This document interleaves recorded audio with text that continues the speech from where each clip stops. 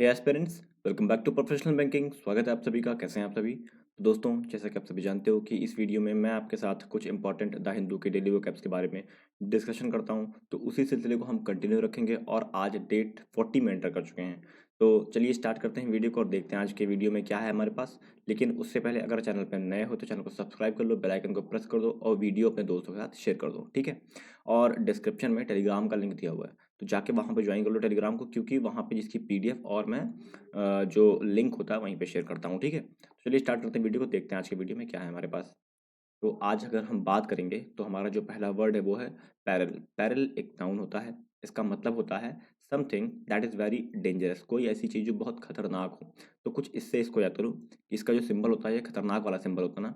तो कोई ऐसी चीज़ जो खतरनाक है, चाहे वो स्थिति हो, चाहे मतलब सिचुएशन, स्थिति मतलब सिचुएशन होता है, और वस्तु मतलब चीज़ होती है, कोई चीज़ होती है, ठीक है। तो पैरल है, ठीक है। सिनोनिम देख लो, तो मियांस और जियो पैरिडी इसके सिनोनिम हो जाएंगे। एंटोनिम की अगर बात करें तो सेफ्टी और सिक्योरिटी इसके एंटोनिम हो जाएंगे, ठीक है।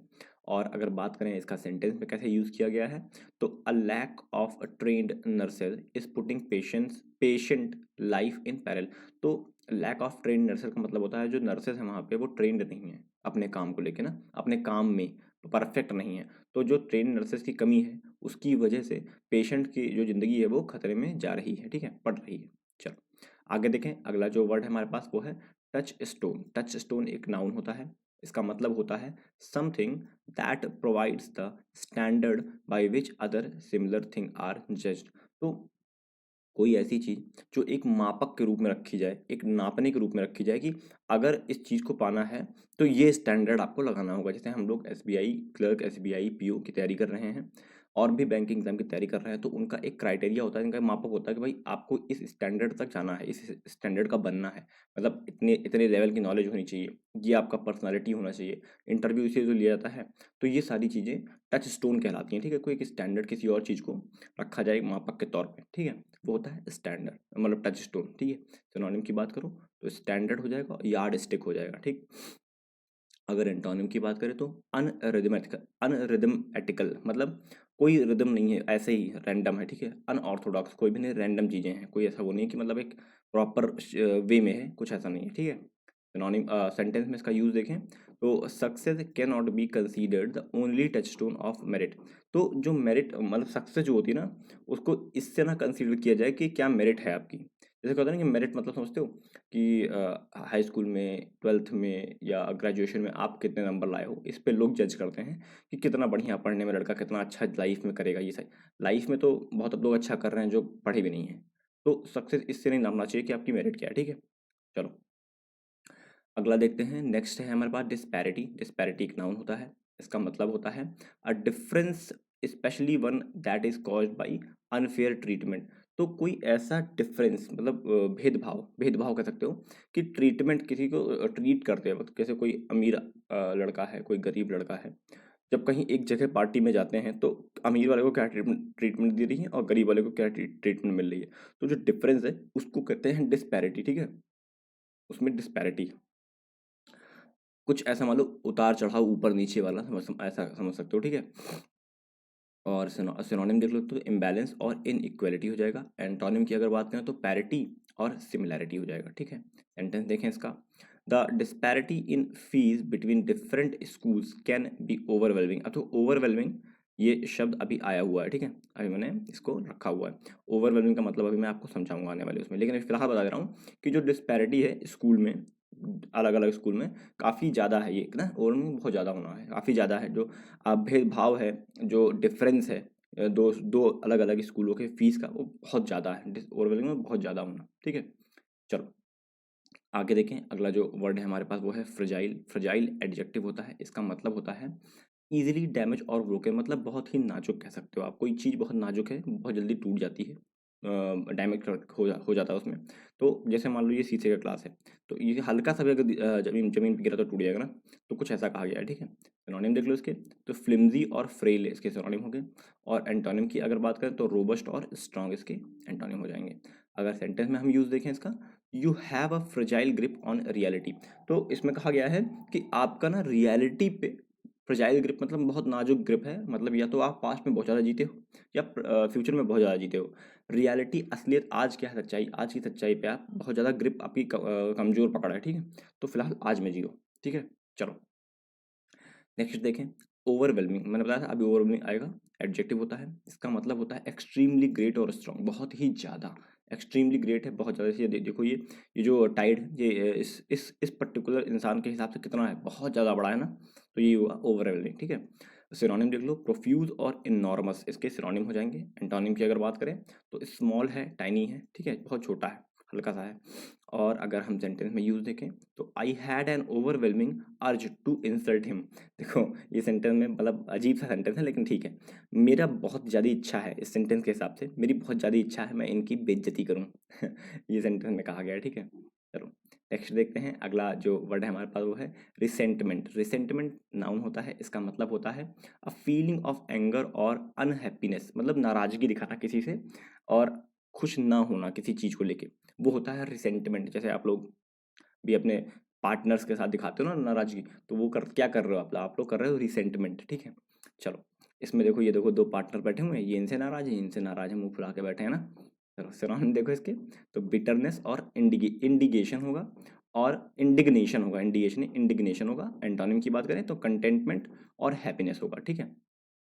और अगर देखें हम सेंटेंस में इसको कैसे यूज़ किया गया है, तो if he felt any resentment at the way he was treated he never एक्सप्रेड it. अगर उन्हें कोई भी मतलब नाराज़गी हुई, जिस तरह उन्हें ट्रीटमेंट मिली है, वो कभी एक्सप्रेस नहीं करेंगे, इस चीज़ को अपने मन में दबा कर रखेंगे और वक्त आने पे ये चीज़ दर्शाएंगे, दिखाएंगे, कभी एक्सप्रेस नहीं करेंगे उस चीज़ को, कि किसी से बताएंगे नहीं जाके वो किसी से, ठीक है।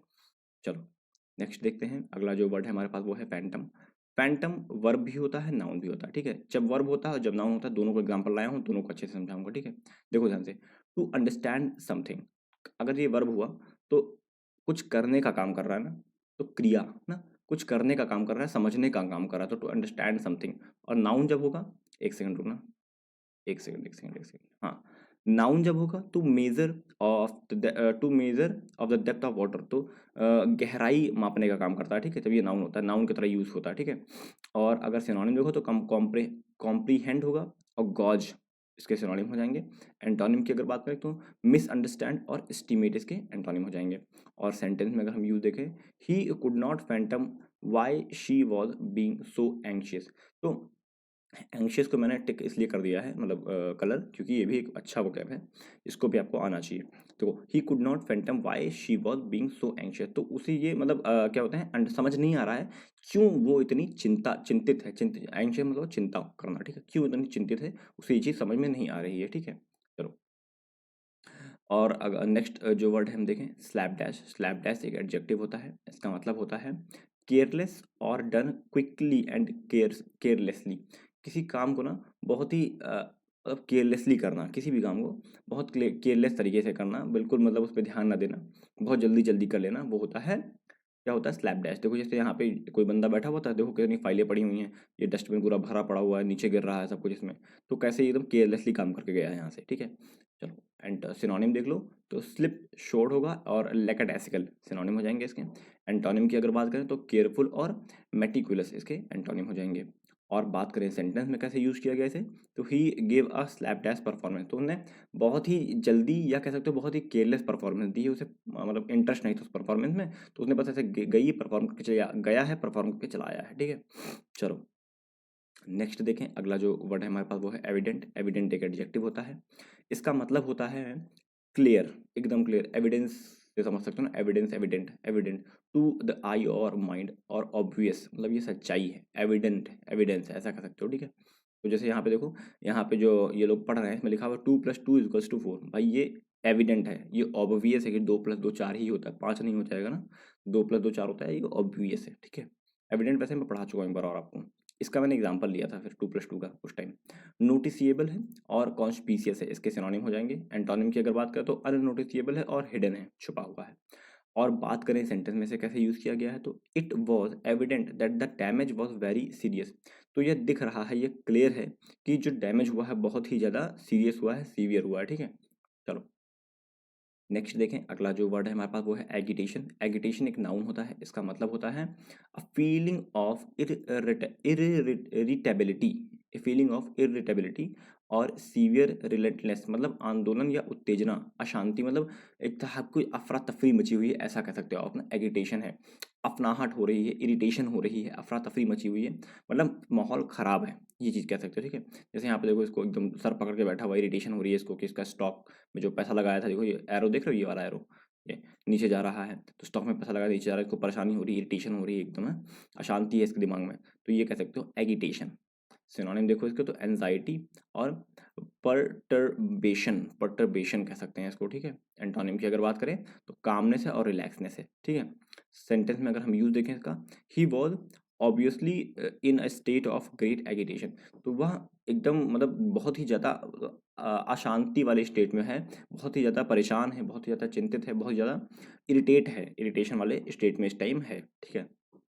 चलो नेक्स्ट देखें, अगला जो वर्ड है हमारे पास वो है स्क्रूटनी। स्क्रूटनी एक नाउन होता है, इसका मतलब होता है अति सावधानी से की गई जांच, सूक्ष्म परीक्षण, मतलब बहुत ही ज़्यादा केयरफुली कोई जांच किया जाता है, कोई इंस्पेक्शन किया जाता है, उसे कहते हैं स्क्रूटनी करना। स्क्रूटनी आप तो बहुत सुने होंगे, है ना। देखो जैसे यहाँ देखो बंदा एकदम लेंस लेके पड़ा हुआ है, ये कहते हैं स्क्रूटनी इसको। चलो सिनोनिम देख लो इसके, इंस्पेक्शन करना, सर्वे करना। और एंटोनिम अगर बात करें तो ग्लैंस, मतलब ऐसे ऊपर से ही देख लेना, ठीक है। कर्सरी लुक, मतलब ऊपरी निगाहों से ऐसे रैंडम देख के चले जाना, हल्का फुल्का देख के चले जाना। और अगर बात करें इसका सेंटेंस में कैसे यूज़ किया गया है, तो the police kept all the suspect under the close scrutiny, तो जो पुलिस है उसमें सारे ही सस्पेक्ट मतलब होते हैं जिन पे वो होता है, मतलब शक होता है, ठीक है, उनको स्क्रूटनी में ले लिया, उनको पकड़ लाई है और उनसे जांच कर रही है, उन पे जांच कर रही है, ठीक है। चलो, तो दोस्तों आज मेरे पास ना इतने ही वर्ड थे, मैं दो वर्ड बहुत ही इंपॉर्टेंट लेकर आया हूँ, एक है रिसेंटमेंट, एक है डिस्पैरिटी। ये बहुत ही इंपॉर्टेंट वर्ड है, दोनों एग्जाम पॉइंट ऑफ व्यू से बहुत ही ज़्यादा, अभी क्लर्क का आ रहा है ना, ये बहुत इंपॉर्टेंट हो जाता है। तो आपको सिनोनिम एंटोनिम दोनों की एक एक सिनोनिम एंटोनिम कोशिश करिए कि कमेंट बॉक्स में करिए, और ना और इसके अलावा आप करिए एक सेंटेंस बनाइए अपने रियल लाइफ से रिलेटेड, कोई भी आपका इवेंट चल रहा हो, कोई भी लाइफ में इवेंट हो, कुछ भी हो, या जियो पॉलिटिकल इवेंट हो, या जिस चीज़ में आपको इंटरेस्ट हो, सीरियल्स में आपको इंटरेस्ट है, मान लो आप सीरियल देखते हो या आप कोई मूवी देख रहे होते हो, तो उससे रिलेटेड कोई एक सेंटेंस बना दो अपनी तरफ से कि रिसेंटमेंट कैसे यूज़ होगा उसमें और डिस्पैरिटी कैसे यूज़, क्योंकि देखो सेंटेंस में आप यूज़ कर सकते हो, अगर आपको सेंटेंस बनाना आता है ना तो आप यूज़ कर लोगे, ये तो पक्का वादा। नहीं कर सकते तो मैं करके दिखा दूंगा किसी दिन आपको, ठीक। चलो फिलहाल हमारे वीडियो में इतना ही था आज। अच्छा लगा हो वीडियो लाइक कर देना, चैनल को सब्सक्राइब कर लेना, बेल आइकन को प्रेस कर देना, मेरे दोस्तों के वीडियो को शेयर कर देना। मिलते हैं नेक्स्ट वीडियो में, तब तक के लिए thank you and God bless you all.